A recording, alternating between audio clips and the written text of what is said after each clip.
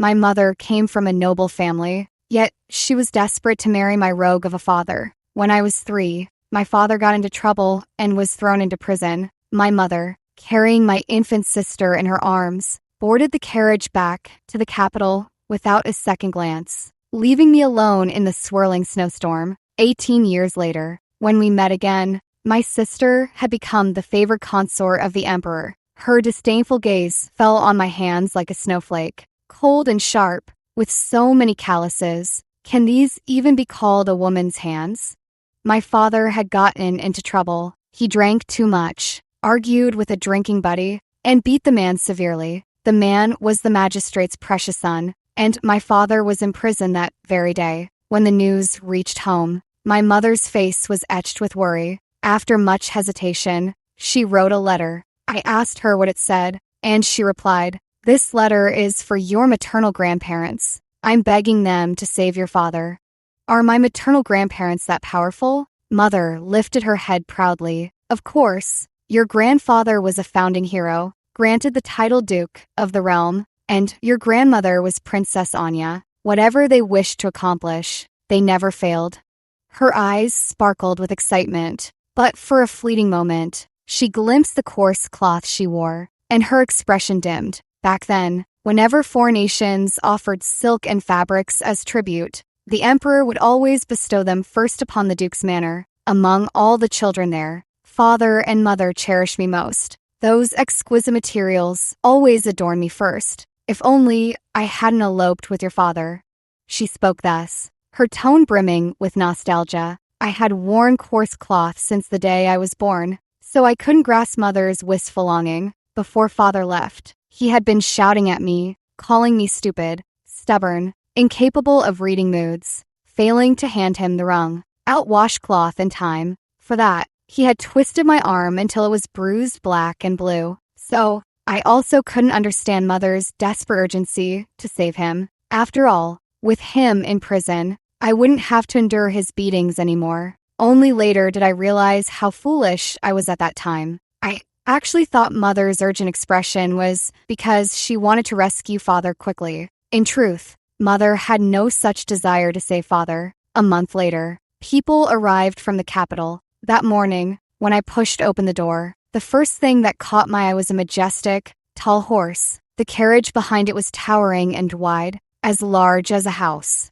On both sides of the carriage stood many servants and maids. Moments later, a noble-looking lady and a refined gentleman descended from the carriage. The gentleman appeared to be about the same age as my father. Upon seeing the arrivals, my mother's tears instantly soaked her collar. She pulled me aside and threw herself into the lady's embrace. "Mother, your daughter knows her wrongs. Please save me." Belatedly, I realized the visitors were my maternal grandmother, Princess Anya. My father often scolded me, saying I was foolish and dull, unable to please adults or speak clever, auspicious words. So, I mustered up the courage to take a step forward, intending to greet my grandmother. However, my grandmother lowered her gaze, and her icy stare felt like a knife, piercing straight through me. It was strange, though I wasn't physically hurt. That single glance made my heart ache deeply.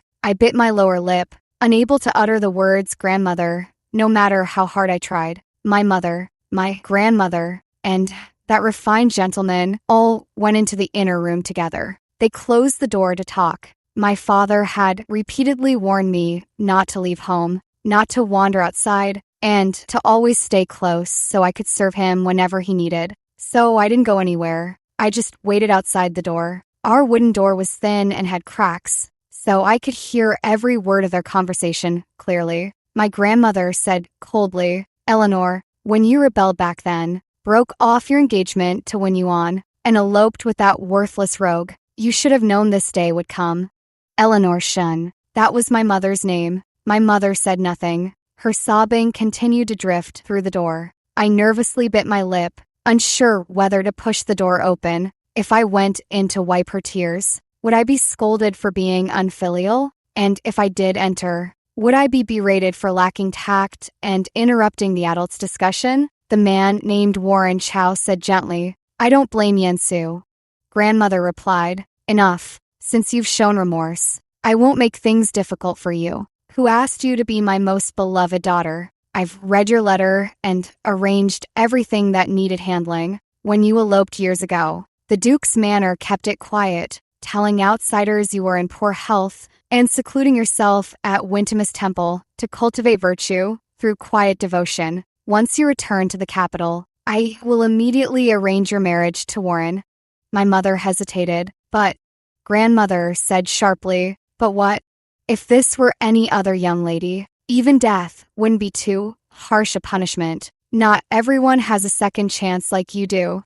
Warren Chow said soothingly, Yenshua, I've settled everything at home. You have nothing to worry about. As long as you change your ways from now on, I will never treat you poorly. My younger sister's crying suddenly rang out again. My mother picked her up to soothe her, hesitating as she said, My child. My grandmother's voice turned even colder. The child cannot be taken away. But Warren Chow said, It's fine. This child was just born not long ago. Take her back and raise her quietly. In a few years when she's older, bring her out to meet people and say she's mine and Yansha's daughter. No one will ever suspect a thing. Rest assured, I will treat her as my own. My grandmother sighed, with such deep affection. Yensu was truly blind back then. Don't worry. From now on, the Duke's manor will be your greatest support in your official career. Warren Chow smiled. I care not for any official career. The only one on my mind is Yensu. No, one mentioned a word about saving my father, as if it were a natural, unspoken agreement. My mother soothed my sister to sleep. After a long while, her voice trembling, she said, Then what about my eldest daughter? My grandmother seemed furious. Yensu, the Chow family is also a prestigious clan. If it weren't for Warren, the only heir of the Chow family, standing up for you against all opposition and taking full responsibility, do you think the Chow elders would accept you? Have you no regard for Warren's dignity? My mother fell silent. Outside the door, I remained silent too. Just as my father said, I was foolish, always failing to understand adults' words or empathize with their thoughts. Among all these words, the only thing I could grasp was, my mother and my younger sister were going to the capital, just the two of them. Outside, the wind and snow raged fiercely. My mother held my sister, her gaze fixed intently on that exquisite carriage. A faint, almost imperceptible smile curling at the corner of her lips. A maidservant brought over a magnificent cloak embroidered with golden threads and draped it over my mother's shoulders. She closed her eyes and let out a contented sigh. I grabbed her hand, my lips trembling as I whispered, Mother. Without turning to look at me, she tossed back a single sentence. Don't blame me. Your sister is still young. I simply can't bear to leave her behind. With that, she shook off my hand and boarded the carriage without a backward glance. Before Warren Chow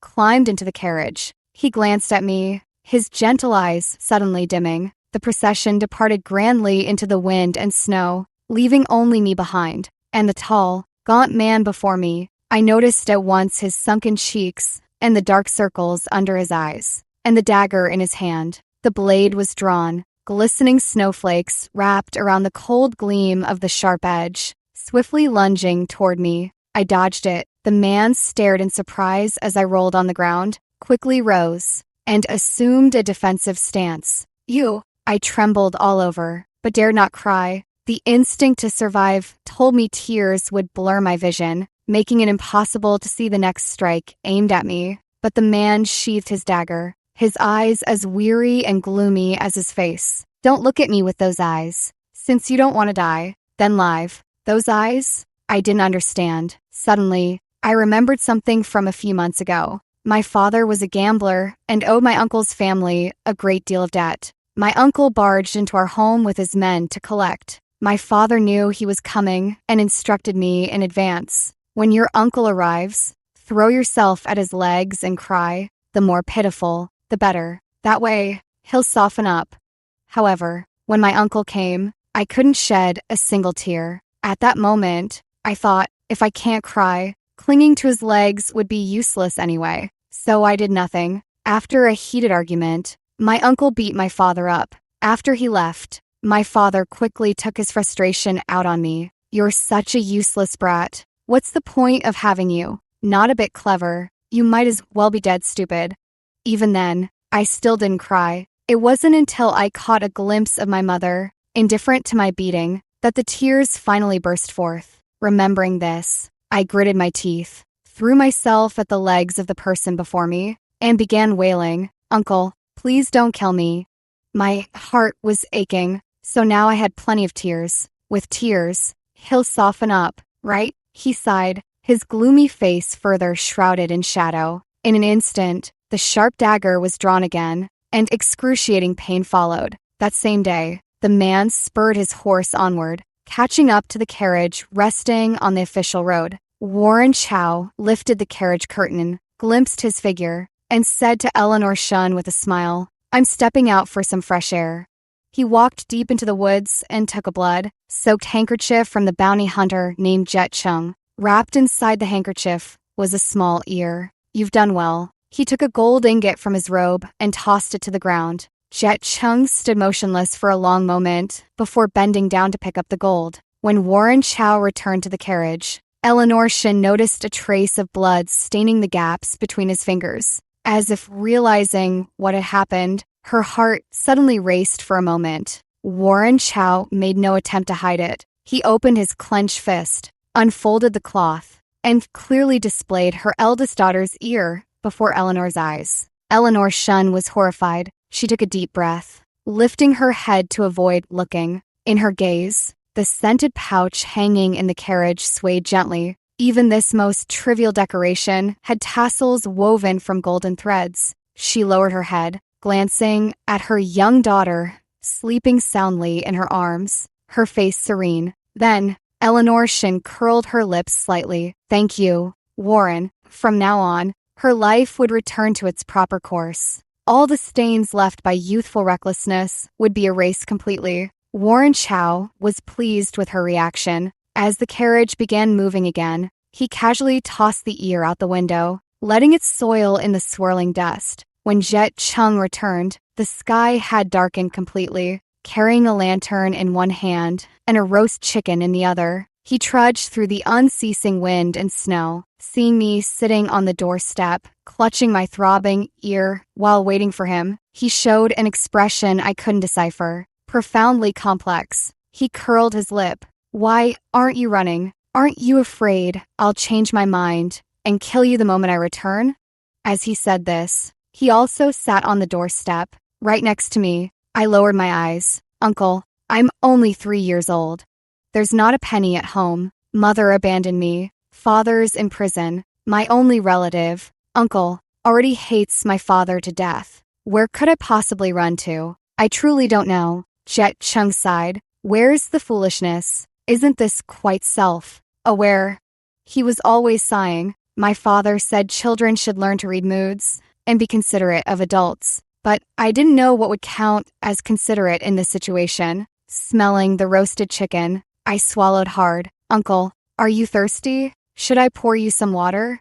"We at least have water at home." Jet Chung raised the lantern. Under the dim yellow glow, his already ghostly pale complexion appeared even more ashen. Like my father, he seemed to be someone who was unhappy most of the time. A moment later, he sighed, tore off a chicken leg, and stuffed it into my mouth. So I realized he was also a man who loved to sigh. Then he wasn't like my father. My father didn't sigh, and he was better looking too, which is why my mother fell in love with him at first sight and eloped all the way here. Then they had me, grew to dislike me, and abandoned me. The next day, I woke from my sleep to find my severed ear had been reattached. I could feel the fine, dense stitches, as if it had been sewn back together like a piece of cloth. Jet Chung hadn't left. He handed me a steamed bun. "Warren Chow might send others to investigate. If you don't want to die, leave this place as soon as possible."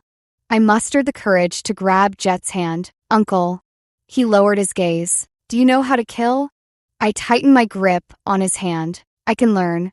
Jet Chung wasn't a death warrior raised by the Chow family. He was a renowned bounty hunter in the underworld. When not on missions, he would seclude himself in remote mountains, evading both vengeful enemies and clients seeking to silence him. For some reason, the pitch, Black mosquitoes favor me intensely, utterly ignoring Jet Cheng's presence as they greedily drank my blood. On the first day following Jet Cheng into the mountains, I endured a face full of swollen bites and persistent itching, gripping my heavy sword while mimicking his movements through each practice stance. That night, exhausted beyond measure, I fell into a deep slumber. The next morning, I opened my eyes, grateful to still be alive. Following a faint, pleasant fragrance, I stepped out of the wooden cabin to see wisps of white smoke drifting in the courtyard. Jet Cheng had lit mugwort to repel mosquitoes. A small pot nearby simmered with porridge, bubbling softly. Noticing me,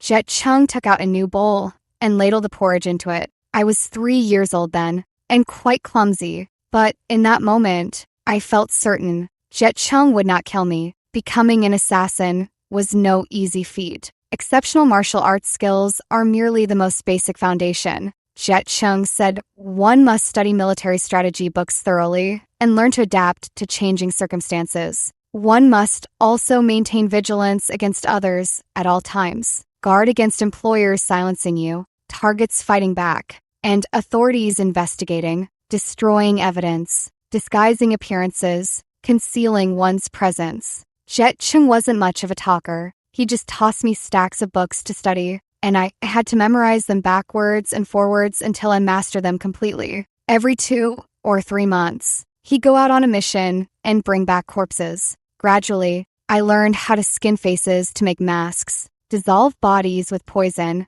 mask the stench of decay with spices, and find the most inconspicuous spots to bury corpses nearby. Most importantly, I gained a clear understanding of the positions of the heart, liver, spleen, stomach, and kidneys, and became intimately familiar with the vital points and weaknesses of the human body. Yet despite all this, Jet Cheng still didn't acknowledge my skills and never let me take on any missions. Even by the time I turned 18, I still hadn't killed a single person. Jet Cheng was growing older. He had always looked aged, but as the years advanced, he appeared increasingly haggard. Yet all the time and money he spent on me, I never managed to repay him even a fraction. I couldn't help but sink into anxiety, dreaming even of killing people in my sleep. In my dreams, the first person to die by my sword had a face identical to my mother's. The one who paid to have me killed was Warren Chow,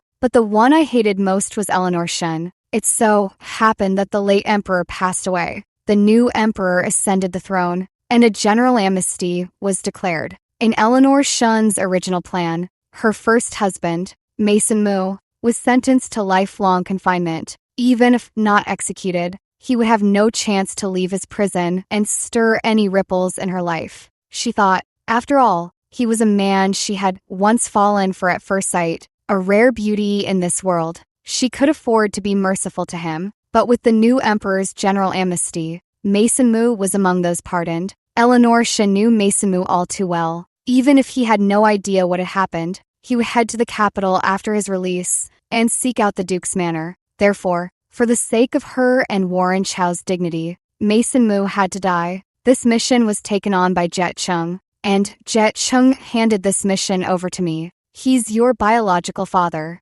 Whether he lives or dies is your call. I stared straight into Jet Cheng's eyes. I only have one father, and that's you. For a moment, Jet Cheng's perpetually weary face was replaced by shock, but it quickly returned to calm. Do as you please. Kill him if you want. He didn't deny being my father. I returned to that home built in the most remote part of Clearwater Creek and knocked on the still, familiar door. The house had grown even more dilapidated. When Mason Mu opened the door, he nearly tore the entire fragile door off its hinges. Over a decade in prison had worn him down to a shadow, making him look even gaunter than Jet Cheng. But I recognized him at a glance. Even after all these years, traces of his handsome youth were still faintly visible. It was because of that face that Eleanor Shen had eloped with him. It was because of this face that I was born into this world blanketed in wind and snow. Mason Mu looked at me, his eyes full of confusion. He didn't recognize me, even though I inherited his best features, possessing a pair of peach blossom eyes nearly identical to his. Tears welled up in my eyes as I choked out, "Father, I am your daughter."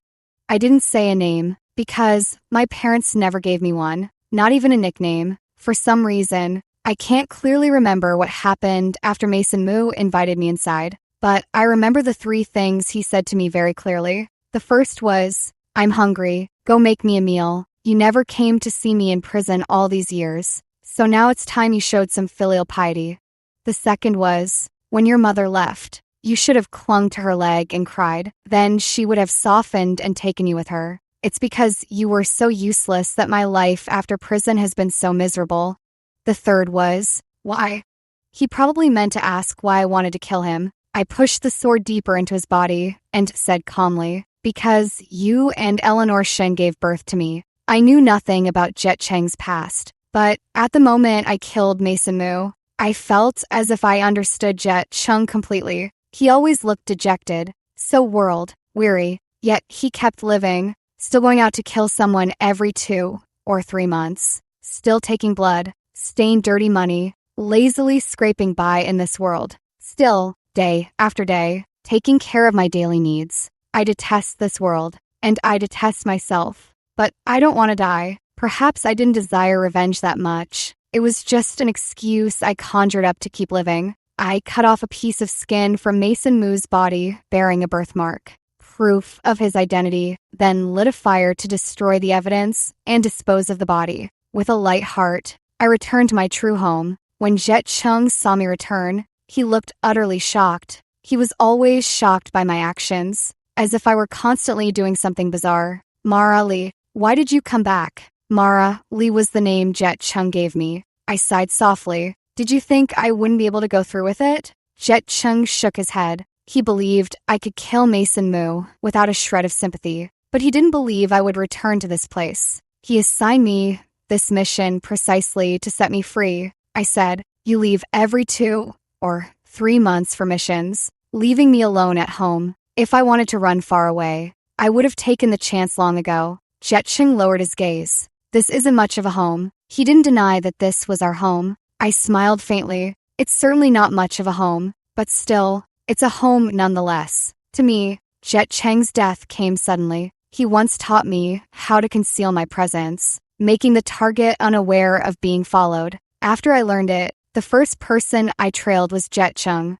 Then I discovered he was attempting to hang himself in a desolate, uninhabited place. I respected his wishes and did not intervene. It was he who gave up at the very last moment. From that moment on, I knew Jet Cheng's world. Weary expression wasn't innate. He genuinely wanted to die. Thus, I had long been prepared. If he ever took his own life one day, I would accept it peacefully. That day, he abandoned the noose and went to town to buy me roast chicken. If not for me, he would have long been free from this world's bonds. Unfortunately, he did not die by suicide. When I returned home after completing my mission, Jet Cheng's corpse abruptly met my eyes. This was deep in the mountains where no one would pass by, so his body was neither disguised nor disposed of. His killer seemed arrogant, very amateurish. I searched inside and outside the house and found all traces of my life here had been completely erased. This was the reason the killer was so confident.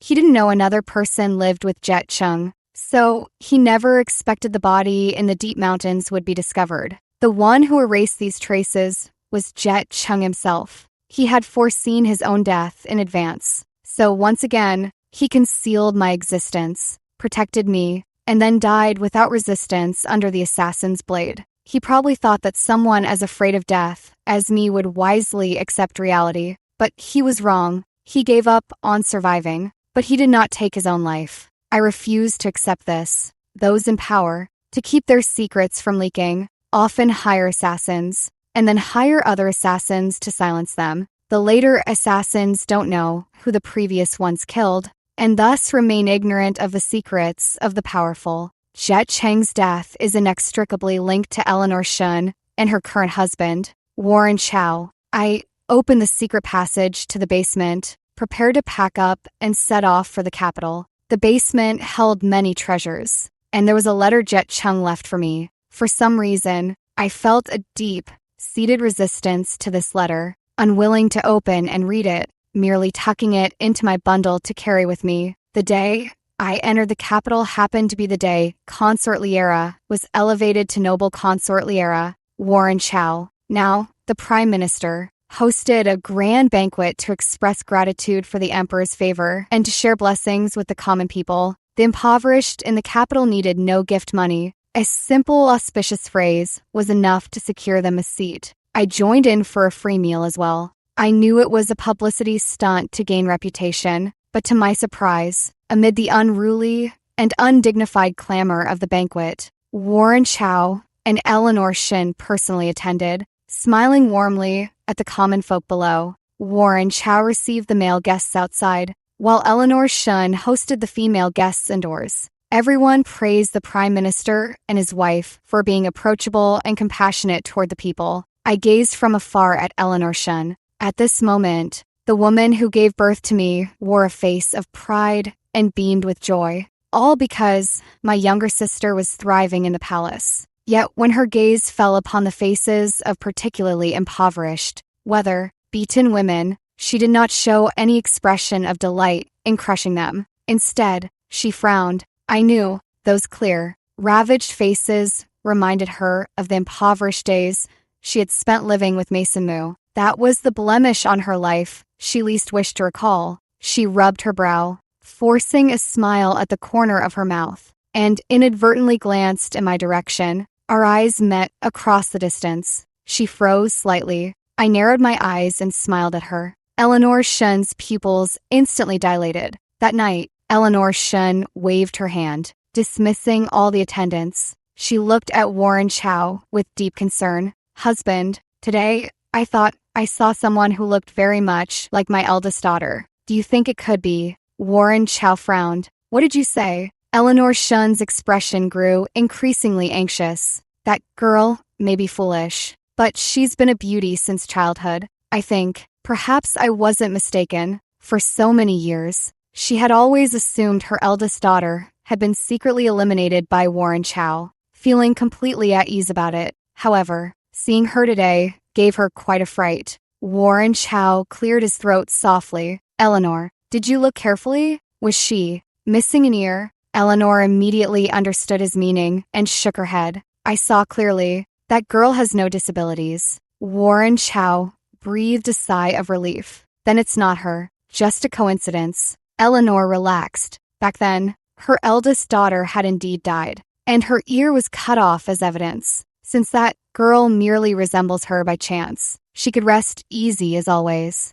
Nothing could threaten her current life. She was the legitimate daughter of the Duke's manor, the wife of the Prime Minister, and the mother of the imperial consort. She must be flawless. She must be the noblest woman above the clouds. But her peace of mind did not last long. Soon, in the capital, a newly opened martial arts school gained fame due to the exceptional skills of its master. That master was the girl who bore a striking resemblance to her eldest daughter. They say her name is Mara Lee. They say she has no parents. Eleanor Shun later visited Mara's school of arms several times under the pretense of seeking a sword instructor for a junior family member, closely observing Mara Lee's ears up close. They were indeed a pair of real ears. Even so, for some reason, from that time on, a sense of unease often welled up in Eleanor Shun's heart. She couldn't quite describe this fear, nor explain why she felt it, only that it felt as if a python were coiling around her,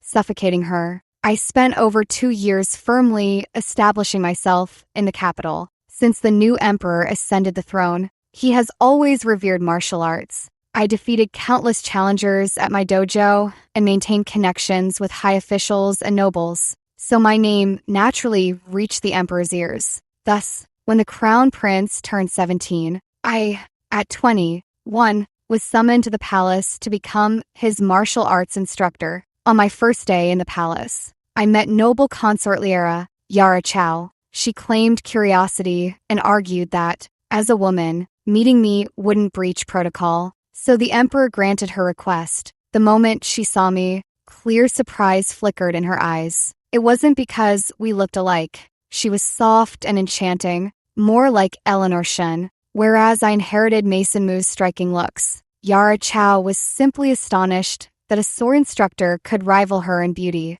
This unconsciously stirred a hint of wariness in her toward me. She scrutinized me from head to toe, her expression growing increasingly displeased before finally softening after a moment. Her disdainful gaze fell on my hands like a snowflake, cold and sharp, with so many calluses. Can these even be called a woman's hands?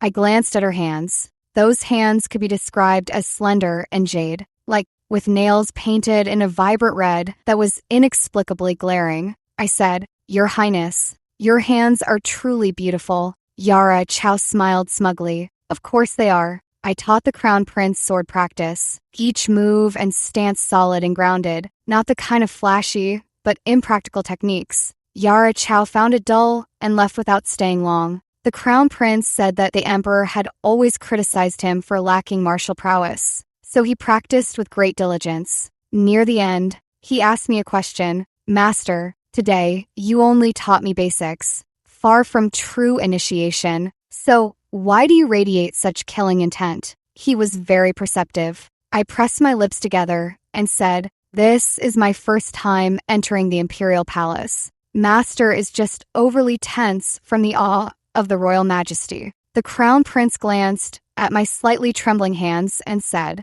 "Don't worry, Master. Both my father and I are reasonable people. There's no need for such fear." Then he laughed. "Everyone says you're the world's foremost martial artist. I thought you'd be a woman utterly detached from worldly fears. It's amusing to see you scared too. Transcending the mundane? How could that be? I am the daughter of Eleanor Shun and Mason Mu. How could I possibly be someone who transcends the ordinary?" The moment I saw Yara Chow, it took every ounce of my strength to suppress the jealousy burning within me. We share the same mother. We are both women, and we possess the same stunning beauty. We started from the same point. Yet, our fates could not be more different. She lived in luxury and comfort until the age of 15. After entering the palace at 15, she rose through the ranks smoothly, without a hitch. She has parents who adore her and a husband who dotes on her. All I had was Jet Chung, and I lost him too. Why? Just because I was born 3 years earlier than her. Does that mean I deserve to die? Does that mean I deserve to have nothing? I deeply resent this woman, even though she has never harmed me. I first met the Emperor 3 months after I began teaching the Crown Prince swordsmanship. He wanted to see how the Crown Prince was progressing with his lessons, but from start to finish, he barely glanced at the Crown Prince, his gaze fixed firmly on me. As the most powerful man in the realm, he was never short of beautiful women around him. He wasn't drawn by my beauty. He was simply astonished that my reputation matched my abilities perfectly, without a single ounce of exaggeration. After a long while, he finally couldn't restrain himself, drawing his own sword and lunging toward me. The Crown Prince silently retreated to the side. Countless thoughts of social propriety flashed through my mind. I knew I should have let the Emperor win, but I couldn't control myself. Just thinking that Yara Chow's current joyful life was partly his doing made me detest him too. I was using a wooden sword, but the moment its tip pressed against the Emperor's throat, the atmosphere instantly tensed. I swiftly withdrew the sword, and the Emperor burst into laughter. "I admire you."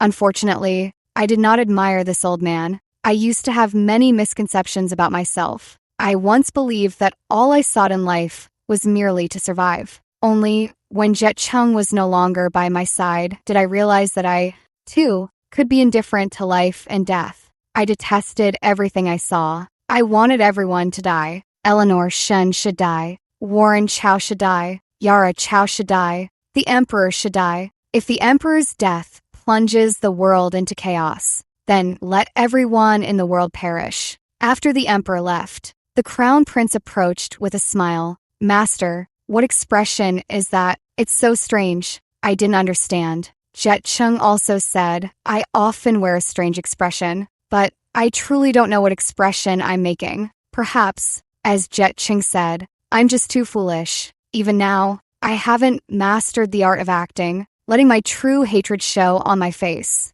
What an ugly heart I have." I said nothing, yet the Crown Prince smiled even more brightly. "Master, do you despise Father Emperor?" I jolted in shock, bowing my head deeply. Your Highness, please do not jest like this. Mara, Li would never dare. The crown prince, he is still young, but he, too, should die. I've always regretted it. I regretted not torturing Mason Mu thoroughly when I killed him. Merely stabbing him a few extra times was too little pain to inflict. So, this time, I learned my lesson. Sneaking into the Prime Minister's residence to kill Eleanor Shun would be all too easy, but that wouldn't satisfy me. I want to first destroy what she cares about most, to make her fall from grace. And the first step is to bring down the Duke's Manor and Warren Chow. Any assassin, not silenced by their patrons, holds many of their secrets. Jet Chung was rule-abiding. He never leaked these secrets, nor exploited them.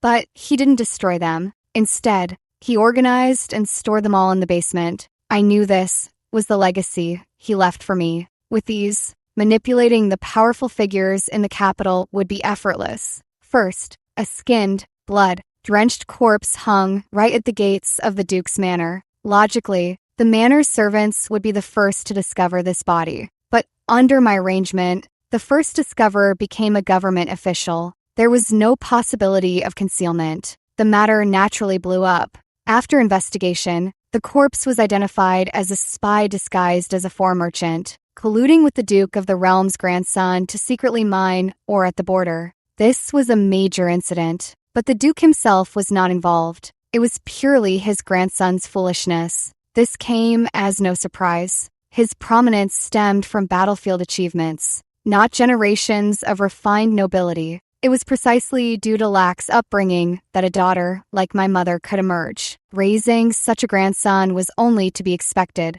I knew only the grandson had acted foolishly, and the Duke was innocent in this matter. But the Emperor would never believe it. Months of investigations uncovered more and more unsavory deeds. In the end, the Duke of the Realm was stripped of his title, and his estate was confiscated. On the day Eleanor Shin tearfully saw off her exiled family members, I went too. What a spectacle. A large crowd had gathered to watch. I stood at the very front, my eyes meeting those of my frail, elderly grandmother. 18 years had passed. Her gaze was no longer as sharp and cold as a blade, but instead dull and clouded, unable to harm me in the slightest. She glanced at me, seeming momentarily dazed, before being pushed forward to continue on her way. At her age, being exiled meant certain death. Eleanor Shin knew this too, crying until she was gasping for breath. Back when she abandoned me, her expression had been filled with barely contained delight.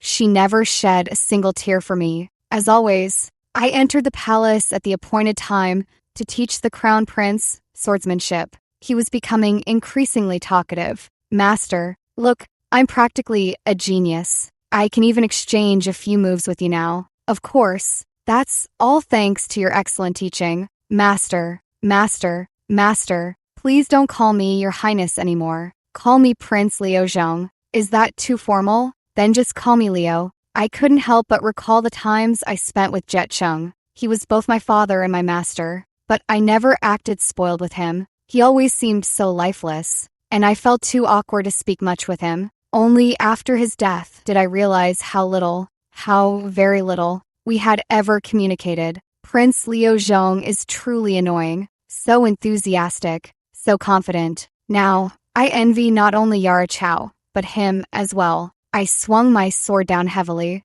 and Leo strained to block it. Sister Mara, are you angry? I hesitated, forcing out a smile. Leo, I'm not. Leo's hand trembled, his sword knocked away by my strike. He stumbled backward and fell to the ground, his shoulders shaking uncontrollably. I crouched to check if he was hurt, only to find him desperately holding back laughter. What are you laughing at? Leo stared intently at me. Sister Mara, your smile is both ugly and pretty. Such a strange expression. I suppose I was both embarrassed and furious. At this moment, my desire to cut him down was overwhelmingly intense. Prince Liu Zhong supported my arm as he stood up, cheerfully saying, Sister Mara Li, don't be angry. Just as I need to learn swordplay from you, you can learn to smile from me. We can be each other's master and apprentice. That's actually a good proposal. An assassin needs good acting skills. But I didn't want to nod. I detest Prince Liu Zhong. After a long silence, Prince Liu Zhong spoke again. Have you heard about the skinless corpse? I've actually seen it. To achieve that state of death so perfectly, it must be the work of a genius with a sword or blade. What do you think? The topic shift was abrupt. Thus it felt pointed. I gazed coolly at Prince Liu Zhong, simply looking at him, then asking, what expression am I wearing now? Prince Liu Zhong took a mirror from his robe and held it to my face. Naturally the expression of someone who wants to kill. Jet Chung once said I was a martial arts prodigy. It was clear from the moment I dodged his first strike aimed at me. Besides that, I possess another ability. I can discern whether the person I'm facing poses a real threat to me, just as foolish as I was, felt certain Jet Chung wouldn't kill me. I knew Prince Liu Zhong wouldn't share his suspicions about me with others. I was that confident. So, even though with my skills, sneaking into the palace at midnight and assassinating the crown prince silently would have been effortless, I refrained from doing so. When I entered the palace again, Leo nearly rushed over to me. Thank goodness. Sister Marali, I thought I'd angered you, and you'd never return. I replied coolly. Teaching you swordsmanship is the Emperor's order. How could I not come? Leo raised an eyebrow. With your skills, you could kill everyone you dislike, change your face,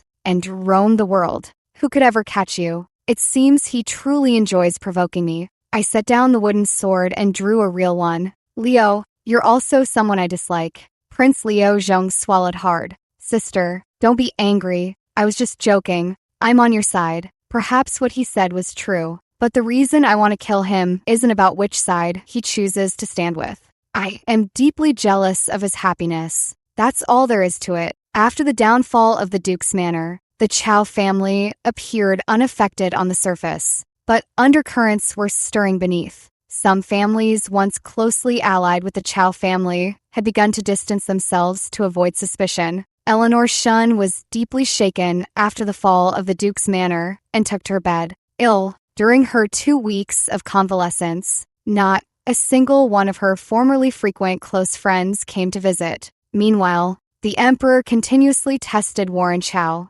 Each day after returning from court, he would remove his outer robe only to find his inner garments already soaked with sweat. Fear seeped into every crevice. He wouldn't fear for much longer. Or rather, I wouldn't let him fear for much longer. Jet Chung said that sometimes he would encounter extremely malicious clients who demanded he inflict the utmost torment upon his target's body and mind before finally killing them. So I learned that sheer fear alone is not enough to torture someone. I want him to fear. Gradually grow accustomed to fear. Forget fear. Settle his heart, only to face despair anew in the end. The Emperor was very fond of Yara Chow. Even with his suspicions toward the Chow family, his favor for Yara Chow never waned. Even Yara Chow herself was convinced that if anything were to truly happen, the Emperor would spare her parents for her sake. Thus, she remained haughty and showed no intention of restraining herself. In the dull life of the inner palace, she saw me as a new source of amusement, mocking my calloused hands, my unyielding waist, and how I had reached the pinnacle of martial arts, yet still had to bow and scrape to those in power like them. She seemed very pleased with herself. It truly made me envious that such trivial, mundane matters could give her a sense of superiority. With such a simple mind, one would surely live a carefree life no matter what. All my envy was nothing but jealousy. She was loved, powerful, and brainless, just like Prince Liu Zhong, able to laugh at any moment. I couldn't find any sense of superiority over her. My only pleasure was imagining her miserable death in my mind, until one day, I learned from Prince Liu Zhong that she had miscarried. The desire to kill her instantly faded. Jet Chung had been gone from my life for a long time, yet I still thought of him, over and over.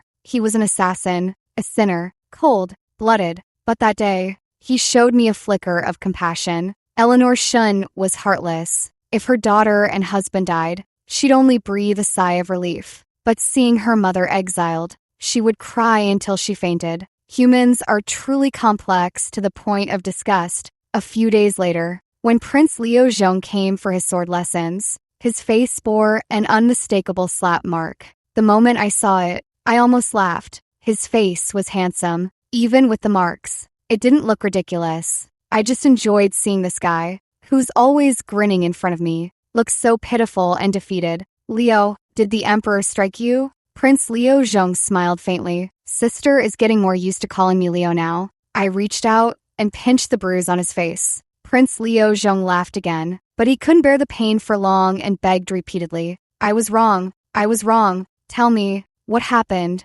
Prince Leo Zhong covered his face, tears glistening at the corners of his eyes. He seemed genuinely in pain, but as soon as I let go, he laughed again. Noble consort Liera's miscarriage was father's doing. I deliberately brought up the sore subject in front of him to make him angry. I didn't understand. Why provoke him? To make father slowly start to dislike me.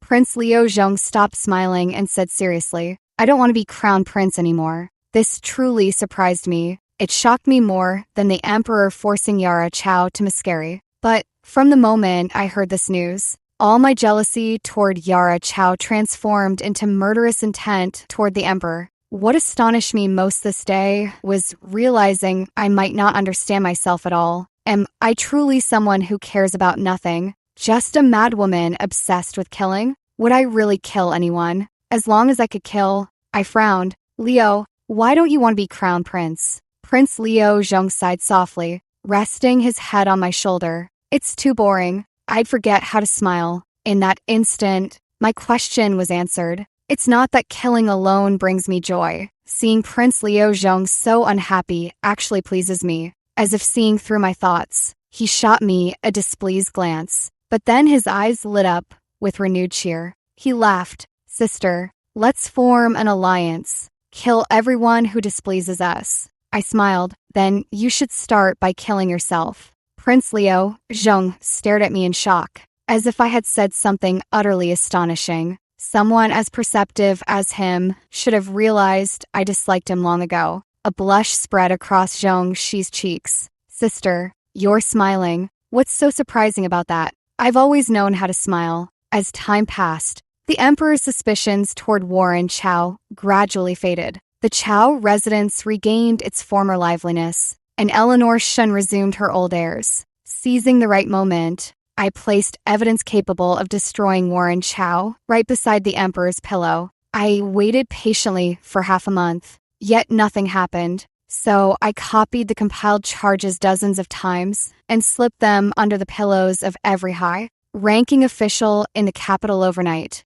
one for each. The next day, all hell broke loose. Warren Chao's recently eased heart was once again seized with terror. He was thrown into prison. Prince Leo Zhong sighed and said, Aren't you afraid father will suspect you? An ordinary person couldn't pull this off. Only someone with your skills. I touched my unconsciously upturned lips. Aren't we allies? You helped me slip through unnoticed. Prince Leo Zhong immediately stopped sighing. Leave it to me. I could finally see it clearly. He felt very close to me. So close that it made me regret not having been closer to Jet Chung before. I acknowledged him as a father, yet I never properly fulfilled my filial duties. Leo, treat your father well. Don't wait until he's gone to feel regret. Prince Leo Zhong jolted with excitement. When are you going to kill him? It suddenly dawned on me. That was only his biological father. Not everyone admires their birth parents. The emperor's place in his heart was the same as Mason Mu's in mine. I shook my head. Why kill him? If he dies, you'll have to ascend the throne. Didn't he not want to be emperor? But Prince Leo Zhong laughed. Kill him, and I'll wander the world with you. Wouldn't that throw the realm into chaos? Sister, you don't care about chaos in the realm. Didn't you say it'd be better if everyone in the world just died? That actually makes a lot of sense. But why should I take him along on my wanderings? Yara Chao knelt without rising to plead for Warren Chao's mercy until she fainted from exhaustion. The emperor ultimately decreed that despite Warren Chao's countless, unspeakable crimes, he would show leniency, exiling him instead of beheading him. For a time, court and commoners alike buzzed with discussions, branding Yara Chao a calamitous seductress who brought ruin to the nation. The emperor was the first to receive the list of charges, yet he delayed action, proof he never intended to take Warren Chao's life from the start. The light sentence for Warren Chow simply cannot be attributed to Yara Chow's efforts. His exile was precisely the outcome I desired. But Yara Chow's suffering was not what I wished for. Prince Liu Zhong did prove somewhat useful. Through his maneuvering, Warren Chow's exile was scheduled precisely on a day I didn't have to teach swordsmanship at the palace. On the road, I knocked out the guards escorting him and took Warren Chow away. Warren Chow stared at me in bewilderment. All these years, his climb to power had been paved with countless corpses. How could he possibly remember a mere wisp of a soul he'd casually commanded to perish? So I swept aside my hair, letting him see the scar on my ear. I wore no makeup today, making the scar clearly visible. He was a clever man, understanding everything in an instant. You did all this for revenge, but grievances have their source, and debts their debtor. Back then, I alone wanted you dead. Why drag the innocent into this? The Duke's manor had so many people. How could you bear to? I couldn't suppress the smile on my face, offering no defense. Tell me, does only you hold the privilege to slaughter the innocent? Warren Chow was rendered speechless. I ran my fingers over the sword in my hand, savoring the terror in his eyes. These past days, he'd swung from fear to relief, then back to fear. When he learned he might escape death, even through agony, he must have breathed a sigh of relief. But now, he was plunging back into hell, knowing I wouldn't spare him. Warren Chow asked about the two he cared for most. What will you do to your mother and sister? Yara Chow was not his biological daughter, but after spending so much time together, he still felt paternal affection for her. At the very least, he loved Yara more than the Emperor did. I knew I wasn't skilled at acting. He might see through any lie. So my answer was deliberately vague. Don't worry, you won't be alone. Warren Chow's eyes were stained with even deeper despair. I leisurely sliced off his ear. The long sword danced, and in the desolate wilderness, one agonized scream after another echoed, heard only by wild beasts and birds. That day, news that former Prime Minister Warren Chow had escaped during his exile spread throughout the capital. The escorting officers were punished and beaten for their negligence. I asked Prince Liu Zhong for gold and tossed it through the windows of their homes. Prince Liu Zhong asked me with a playful smile, "Sister, didn't you want everyone in the world dead? Do you feel guilty just because they were beaten? Are you trying to be a good person now?" I didn't understand. I asked him, "Could you do me a favor and pretend to be an emperor for a while?" I had very little contact with the emperor, but for some reason, I genuinely wanted to kill him. Perhaps it was because he once tried to shield Warren Chow, or maybe it was because I felt a sliver of sympathy for that arrogant Yara Chow. I couldn't quite explain it. After all, humans are such complex beings. Prince Liu Zhong seemed somewhat displeased. He probably truly didn't want to become the emperor. Frowning, he looked at me. "Sister, don't you care about me at all?" I smiled. "No, meeting you has made me very happy.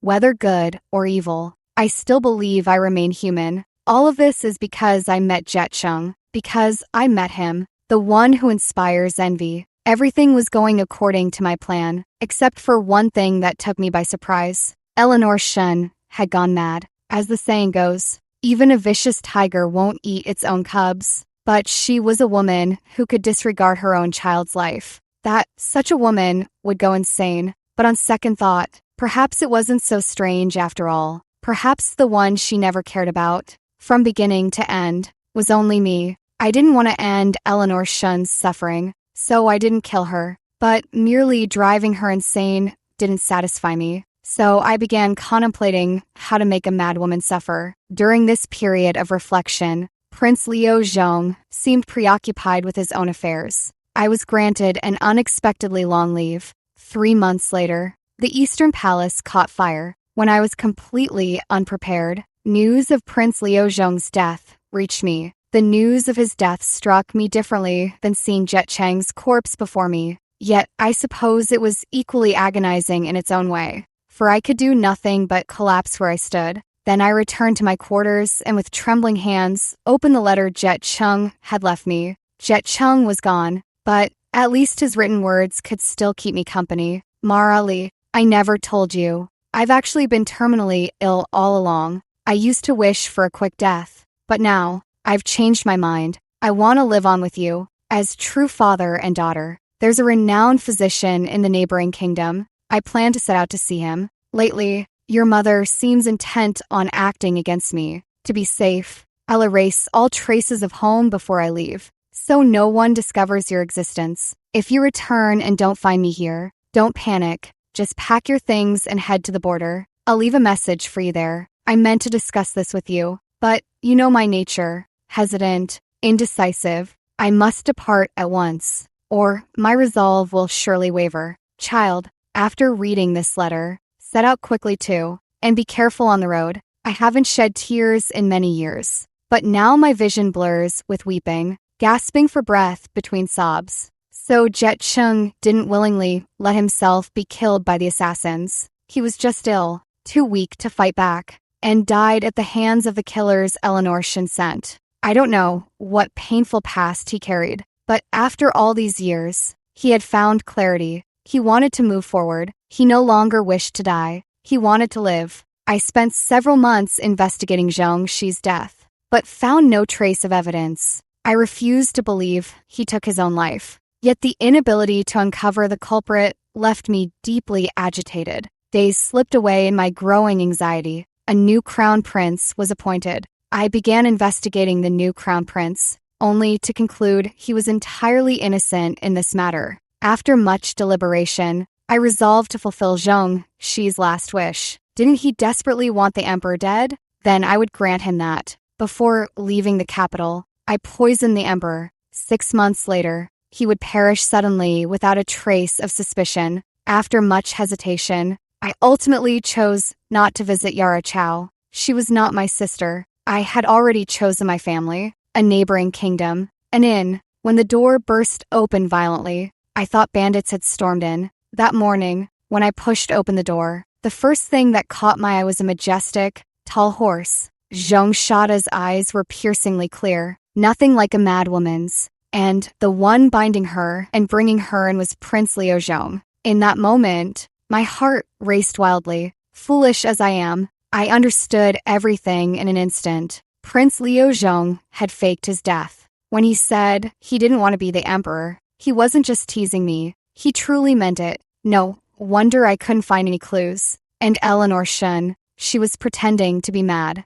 Everyone around her had met with misfortune, making her realize she was in danger too. So she feigned insanity to survive. I couldn't help trembling all over, laughing. This is truly wonderful. The moment Eleanor Shun saw me, she also understood many things. Terrified, she instinctively tried to scream, but I forced a mute pill into her mouth. I don't care for pleas for mercy. They're pointless. Eleanor Shun's body was left in a foreign land. She would never have a path to turn back. After the revenge ended, my life changed dramatically. It felt as though I no longer had any goals left. The only constant was Zhong Shi, who kept clinging to me and never left my side. He always held my hand, refusing to go anywhere else. I recalled the question Jet Chung once asked me, "Would you kill someone?" But what came out of my mouth was, "Leo, can you earn money? Ways to make money besides killing." Prince Liu Zhong smiled with squinted eyes.